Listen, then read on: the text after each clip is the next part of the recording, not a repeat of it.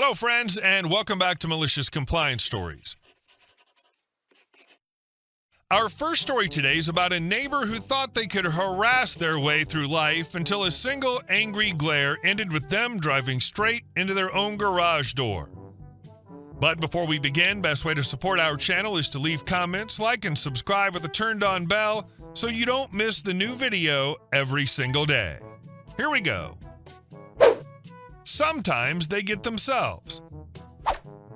When people talk about neighbors from hell, most imagine barking dogs or the occasional loud party. I'd trade for that in a heartbeat. My neighbor from hell has turned my once peaceful townhouse into a nightly endurance test. The worst part is that their main battlefield is my bedroom wall. We share one wall between our two units, and on the other side of it is their kid's bedroom. From the moment the sun goes down until well past midnight, those kids run, jump, slam things, and literally knock on the wall.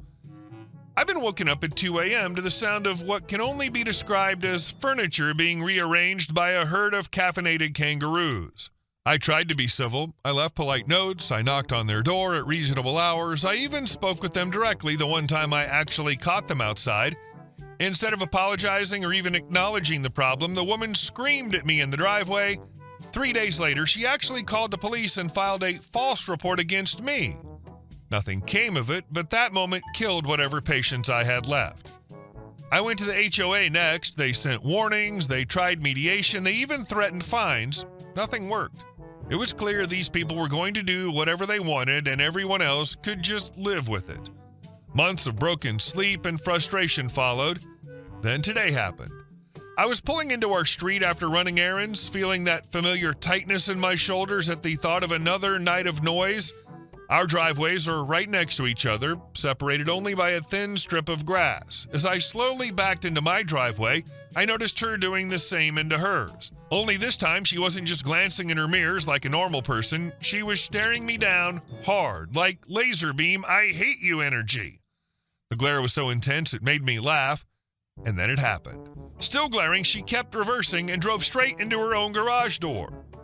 The crunch was spectacular. Her car didn't just nudge it, she plowed it in far enough to leave a huge dent. I sat there stunned for a second, then the absurdity hit me. I have never laughed so hard or for so long. Months of lost sleep, HOA emails, and false police reports, and karma just showed up, uninvited, in my driveway. I went inside, still chuckling, and peeked out my window. Sure enough, she and her husband were now outside trying to kick and hammer the garage door back into shape like a couple of angry raccoons. Bang, bang, bang, the sound echoing down the street. It was pure, unfiltered, poetic justice.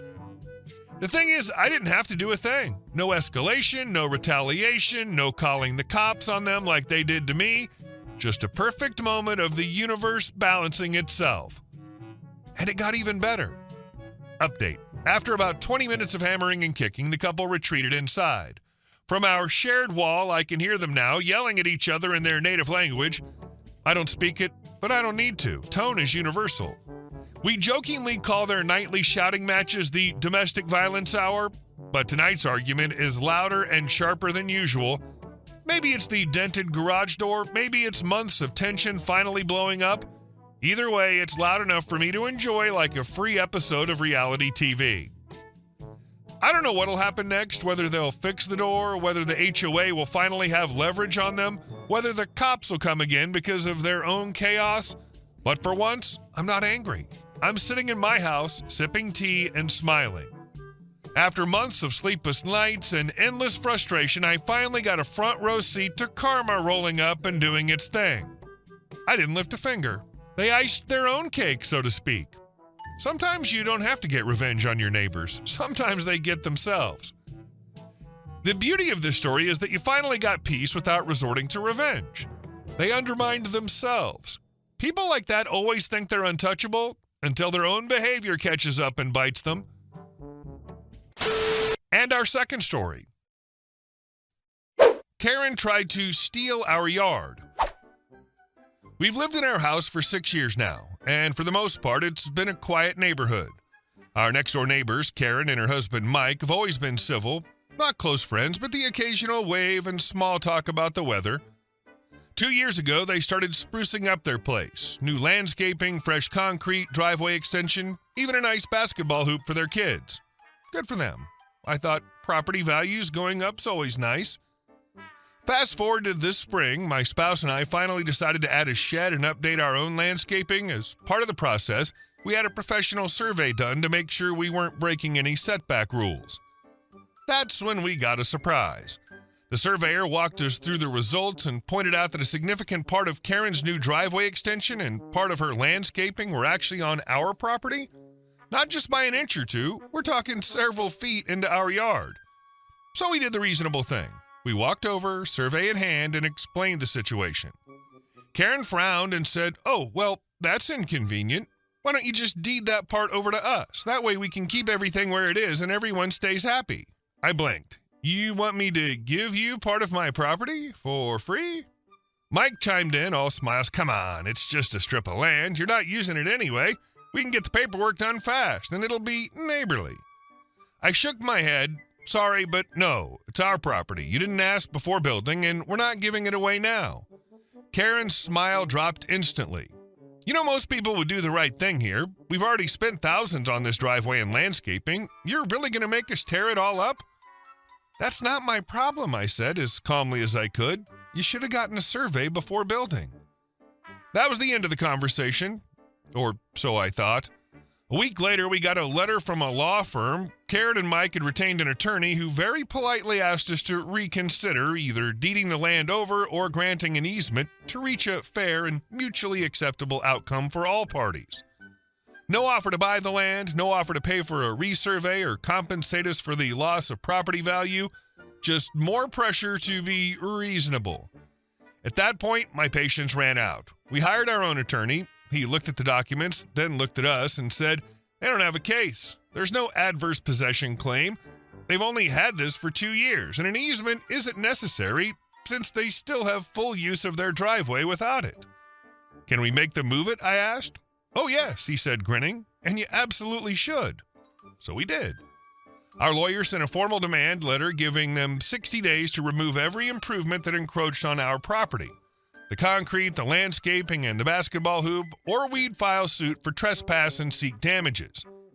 Cue Karen storming over to our door, waving the letter in her hand. "This is ridiculous," she yelled. "Do you know how much this will cost us?" I kept my voice cool, probably about as much as it would cost to have to do a survey before pouring concrete on someone else's land. Karen turned red, muttered something about lawyer extortion, and stomped off. For the next few weeks, we got a lot of dirty looks, but no action. Finally, when the deadline passed, our attorney filed the paperwork. That's when they finally got moving. Last weekend, a crew showed up and jackhammered out the entire strip of concrete. The basketball hoop came down, all the pretty landscaping gone. It was loud, messy, and expensive, and the whole neighborhood could hear Karen complaining at top volume. And because they dragged their feet past the deadline, the court also ordered them to reimburse us for all the legal fees and the cost of our survey, over $6,000 in total. Now when I look out my window, I see a nice, clean property line and a neighbor who refuses to make eye contact. Karen's new driveway now has an awkward, skinny shape that makes parking more difficult. Exactly what she was trying to avoid in the first place. The consequences were entirely of their own making. They ignored the demand letter, dragged it out, and ended up not only paying to rip out the concrete and landscaping, but also covering your legal expenses and survey costs. That's some expensive stubbornness. And our last story. HOA thought they could control my yard. They weren't ready for this. I live in one of those HOA neighborhoods where the board thinks it's their divine mission to control every blade of grass and every trash can placement. They'd probably fine a squirrel for storing nuts in an unapproved container. Last month, I bought my 2 little girls, ages 4 and 6, a cheap Little Tykes playhouse. You know the kind, comes in a flat box from Walmart, takes 10 minutes to snap together, and instantly becomes the most important place on earth to 2 kids under 7. The playhouse had been in the yard for maybe a week when I got the dreaded envelope in the mailbox. Violation, unauthorized shed erected on property. Must be removed within 10 days or fines will accrue. A shed. They were calling a 3-foot-tall plastic toy a shed?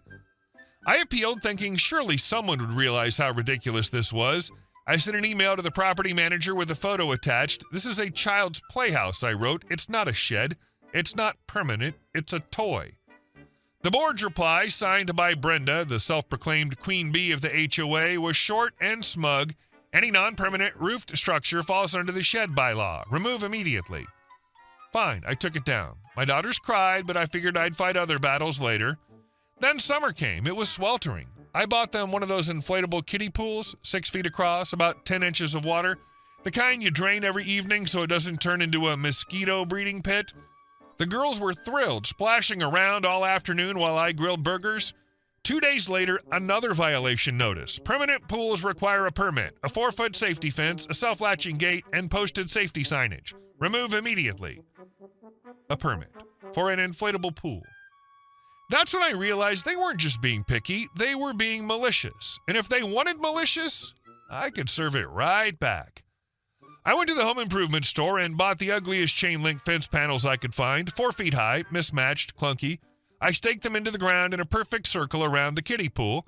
I even installed a tiny gate with a heavy-duty shelf-latching lock. My backyard now looked like a government holding pen with a kiddie pool in the middle. I didn't stop there. I printed and laminated every pool safety sign I could think of. Danger, deep water, no lifeguard on duty. For 10 inches of water. No diving. You'd have to be 6 inches tall to dive. Pool hours, 9 a.m. to 7 p.m. Shower before entering. A full set of pool rules I downloaded from a YMCA website. I plastered them all over the fence like it was a municipal facility. For the final touch, I filed an actual permit application with the city for an in-ground permanent pool. I attached a site plan, listed the dimensions as 6 feet across, and described the structure as exactly inflatable vinyl. 2 days later, a city inspector showed up. He walked into my yard, stared at the kiddie pool surrounded by a fortress of chain link and warning signs, then looked at me. "Inspector, they made you do this?" Me. "HOA says it's a permanent pool that needs a permit. I'm just following the rules." The man laughed so hard he had to take his sunglasses off. He officially denied the permit, of course, but the denial letter was gold. Application denied. Structure is a temporary inflatable toy and does not constitute a permanent pool as defined by city code. I took photos of everything, the fence, the signage, the inspector's letter. I wrote up a cover letter to the HOA board and attached the whole packet. Per your violation notice, I have complied with all requirements for a permanent pool to the best of my ability. The city has confirmed no permit is required. As such, the safety fence will remain for the duration of the summer. The fence was hideous. Neighbors hated it. People complained at board meetings. Kids were peeking through my pool compound like it was a zoo exhibit. And the HOA, they had no leverage. By their own logic, I was in full compliance. Within a week, Brenda cracked. A new letter arrived. The board has reevaluated the interpretation of bylaws regarding inflatable pools. Temporary children's pools are not considered permanent structures and do not require permits or fencing. Please feel free to remove the enclosure. I sent back a single-line email. "I'll consider it, but the playhouse is going back up." And that's exactly what I did. The Little Tykes Playhouse returned to the lawn right next to the kiddie pool. No fence, no signs, no more complaints. That's pure petty genius. The HOA tried to call a toy playhouse a shed and an inflatable kiddie pool a permanent structure, and you turn their nonsense back on them with a chain link fence, safety signs, and even a city permit application. Hey guys, thank you all for watching the video. I'll see you in the next one.